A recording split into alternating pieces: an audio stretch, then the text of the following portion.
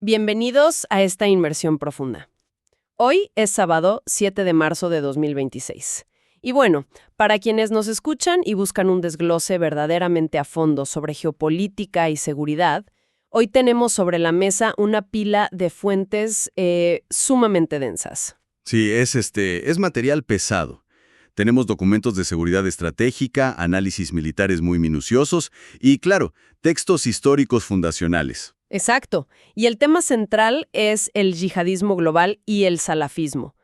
Pero, antes de arrancar, es absolutamente crucial aclarar la misión de nuestro análisis de hoy. No estamos aquí para, digamos, tomar ningún partido político. Totalmente. La imparcialidad en nuestra revisión es total. O sea, no respaldamos los puntos de vista, ni las doctrinas, ni las acciones que se describen en estos textos. Ajá. Nuestro único objetivo es desglosar de manera completamente objetiva los elementos doctrinales, tácticos y, geográficos de este movimiento. La promesa para nuestra audiencia es clara. Al terminar este análisis van a obtener una comprensión estructurada y profunda de una de las amenazas más complejas de nuestra era. Y es ideal para saciar la curiosidad de una mente que ya sigue estos temas y que no quiere perder el tiempo con introducciones básicas. Es un objetivo vital, porque cuando nos enfrentamos a un fenómeno que altera toda la arquitectura de la seguridad global, la sobreinformación a menudo nos genera puntos ciegos. Claro, y para entender verdaderamente los retos tácticos que enfrentan las agencias de inteligencia, primero debemos diseccionar las ideas, las justificaciones teológicas que los impulsan. Cimientos doctrinales. Me parece perfecto por dónde empezar. Sabemos que la fractura histórica entre suníes y chiíes viene de siglos atrás. No necesitamos repasar lo básico sobre la disputa de sucesión del profeta Mahoma.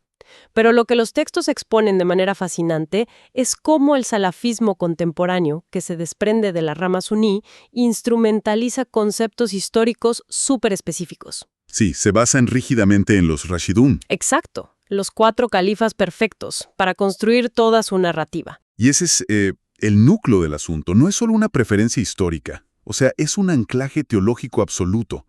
Lo que hace el salafismo es proponer un retorno puritano y, digamos, literalista a los salaf, al salif. Es decir, los antepasados piadosos. Así es.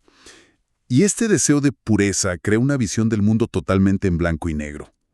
Según los documentos del primer capítulo, la doctrina rechaza de tajo cualquier tipo de innovación religiosa o social, lo que ellos denominan bid'a. Ven cualquier adaptación histórica como una desviación, ¿no?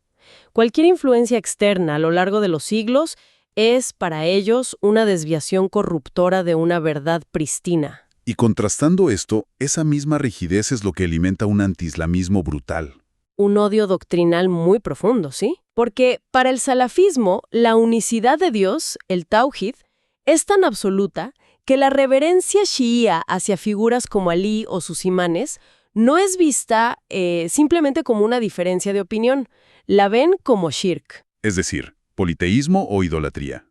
Y esa acusación de politeísmo es, en su marco teológico, un pecado imperdonable. Si contrastamos esto con las ortodoxias históricas, vemos una ruptura enorme. Claro, porque a lo largo de los siglos, tanto suníes como chiíes habían logrado establecer ciertas formas de convivencia, o al menos un pragmatismo político en varias regiones. Exacto. El salafismo rompe con ese pragmatismo histórico. Exige una purga teológica total. Pero hay un momento donde esta teología abstracta muta. Se convierte en una herramienta política moderna. Y los textos señalan una fusión geopolítica clave en la década de los 60, específicamente en Arabia Saudita. Si hacemos una comparación estructurada, la doctrina primigenia del capítulo 1 sufre una metamorfosis al chocar con el siglo XX. Es sin duda uno de los puntos de inflexión más importantes de la historia moderna de Medio Oriente. En los años 60, el gobierno saudí se sentía muy amenazado por el auge del nacionalismo árabe secular. El naserismo impulsado desde Egipto. Exactamente.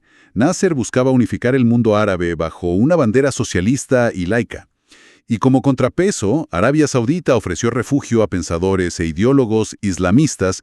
Muchos de ellos eran miembros de los hermanos musulmanes que huían precisamente de la persecución de Nasser. O sea, crearon un escudo geopolítico usando la religión. Así es. En las universidades saudíes, la doctrina de estos exiliados politizados se fusionó con el wahabismo local.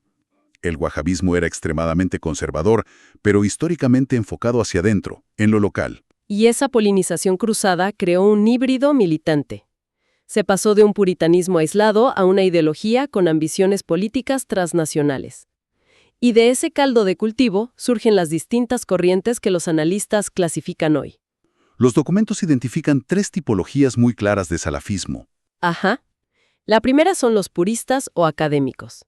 Están enfocados 100% en la educación, en predicar la pureza doctrinal y rechazan tajantemente participar en la política institucional. Luego tienes la segunda rama, que son los políticos, o jarakis. Ellos deciden jugar el juego del sistema. Crean partidos, buscan escaños e intentan influir en la maquinaria del Estado para implementar su visión. Y la tercera, por supuesto, son los yihadistas, quienes operativizan la violencia. Y es vital entender cómo esta última tipología yihadista estructura su narrativa operativa, basándose en lo que leen. Toman el purismo de los académicos y la ambición de los políticos, pero concluyen que ambos están equivocados en sus métodos. Para los yihadistas, el sistema está tan corrupto que la única forma válida de imponer su visión es a través de la violencia armada. Se ven a sí mismos como la vanguardia iluminada. Lo fascinante aquí es el problema de las etiquetas que usamos para describir todo este fenómeno. Uy, sí. El lenguaje que usamos en Occidente es francamente un desastre analítico. Los textos critican fuertemente el uso de artefactos culturales como fundamentalismo o integrismo. La crítica de los académicos a estos términos es muy aguda. La evidencia textual del capítulo 1 señala que usar estas etiquetas distorsiona nuestra comprensión del adversario. La palabra fundamentalismo, por ejemplo, nace del protestantismo estadounidense de principios del siglo XX. Claro, buscaba defender la inerrancia de la Biblia frente a la ciencia moderna. Exacto. Y el término integrismo proviene del catolicismo europeo del siglo XIX, que se resistía a la secularización del Estado. Son cajas conceptuales occidentales. Presuponen que hay un debate sobre la separación entre la Iglesia y el Estado. Pero en el Islam, y particularmente en el salafismo, esa separación no existe. La religión y el Estado ya están intrínsecamente unidos por la ley islámica, la Sharia. Por eso definir correctamente al adversario es el primer paso. Si las agencias de inteligencia usan el marco equivocado para entender la motivación de un grupo, las estrategias van a fallar. Y esa falta de comprensión resalta cuando analizamos cómo justifican la violencia. Los textos muestran una diferencia clave entre la yihad mayor y la yihad menor. La yihad mayor es el esfuerzo espiritual, la lucha interna del creyente. Es un concepto introspectivo.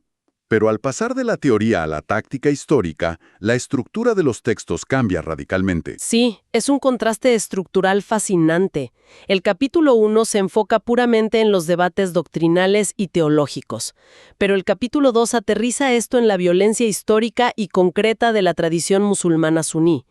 Aterrizamos en la yihad menor, el combate físico. Ese contraste subraya cómo el movimiento yihadista global secuestra una tradición teológica compleja y la reduce a violencia. Y esto se cristaliza en la sección que los analistas titulan Fines y Medios. Desglosemos esos objetivos declarados en la sección de fines y medios.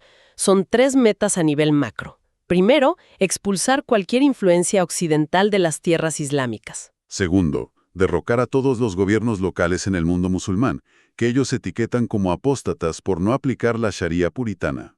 Y tercero, reconquistar territorios históricamente islámicos. Metas inmensas que justifican con tácticas de terror asimétrico, categorizadas religiosamente como un deber ineludible. Aquí es donde se pone realmente interesante cuando miramos la geografía del conflicto. Los documentos presentan escenarios que funcionan como laboratorios. Comencemos con la franja del Sahel como zona de germinación. Hablamos de Mali, Mauritania, Níger. Los hallazgos específicos muestran cómo se mezclan la porosidad fronteriza con los tráficos ilícitos. Y tensiones interétnicas históricas como las de las poblaciones tuareg. Todo esto crea un caldo de cultivo perfecto para grupos como Al-Qaeda en el Magreb Islámico y el Muyao. Explotan las debilidades estatales para financiarse. Pero luego el capítulo 3 contrasta el Sahel con Siria y describe a Siria como el epicentro explícito del yihadismo globalizado. Siria funciona como un imán. A diferencia de las dinámicas tribales del Sahel, Siria es vista como un campo de batalla sagrado, atrajo masivamente a combatientes extranjeros y alimentó una feroz guerra sectaria entre suníes y chiíes sobre el terreno. Y lo que conecta estos teatros geográficos es el nexo digital. La evidencia sobre cómo el Internet y la televisión por satélite han creado un nexo global horizontal es abrumadora. Si comparamos esto con la relación histórica del salafismo con la sociedad local, que vimos en el capítulo 1, Aquella que solía basarse en el aislamiento físico y la separación. exacto, antes se aislaban físicamente para no contaminarse. Ahora, la tecnología permite una comunidad desterritorializada y virtual. Si conectamos esto con el panorama general y específicamente con las previsiones operativas para España, el escenario es preocupante. Al sintetizar los escenarios germinativos del Sahel y Siria, los pronósticos para el territorio español enfrentan desafíos inmediatos. La conexión doctrinal es directa. Al considerarse a Al-Ándalos, es decir, España y Portugal, como un territorio irredento bajo la doctrina de recuperar tierras históricas, la amenaza deja de ser abstracta. Sumado a la proximidad geográfica con el Magreb, es un riesgo latente. Y en la introducción de las fuentes, los expertos dedican un segmento a detallar criterios específicos para mejorar la conciencia social en España frente a esta amenaza. Señalan una complacencia generalizada, esa falsa sensación en la sociedad civil de no tener enemigos externos. Subrayan la necesidad urgente de comprender que el yihadismo es la amenaza exterior más compleja para España, precisamente por estos factores geográficos y demográficos. Entonces, ¿qué significa todo esto en la práctica? ¿Cómo operan estructuralmente? Los autores explican la morfología del movimiento mediante un sistema de 5 anillos concéntricos. Es un modelo visual muy útil. En el centro, el primer anillo, está el núcleo duro como Al-Qaeda central. El segundo anillo son organizaciones aliadas. El tercero, redes afiliadas con autonomía. El cuarto son células independientes, inspiradas pero sin contacto directo.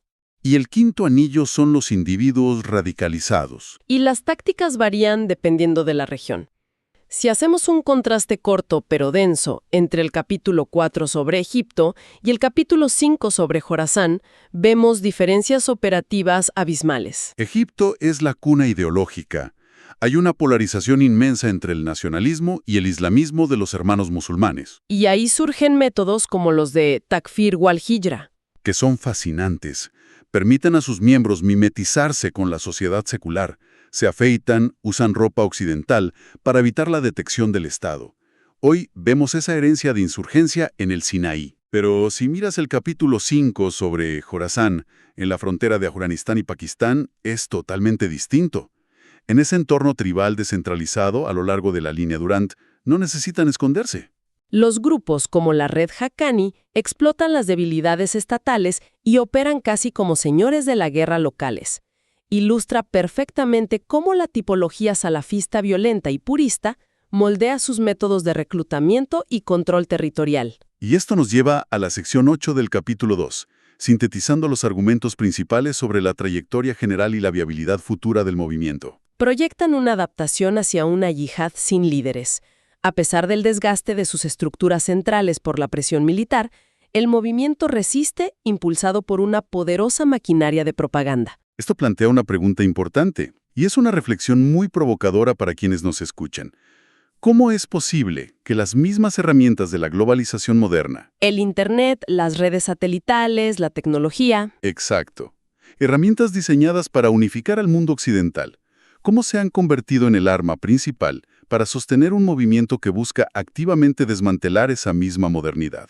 es la paradoja perfecta de nuestra era y un punto inmejorable para cerrar esta inmersión profunda.